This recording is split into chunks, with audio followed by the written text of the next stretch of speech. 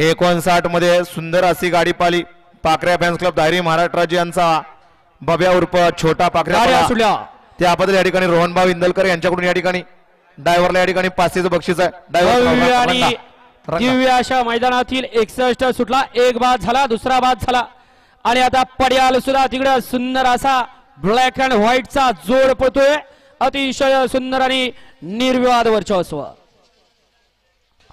मोहन अण्णा चौधरी यांच्याकडून सुद्धा 500चं बक्षीस आहे. लक्ष द्या. सावध उभे राहू, जीवाची काळजी घ्या.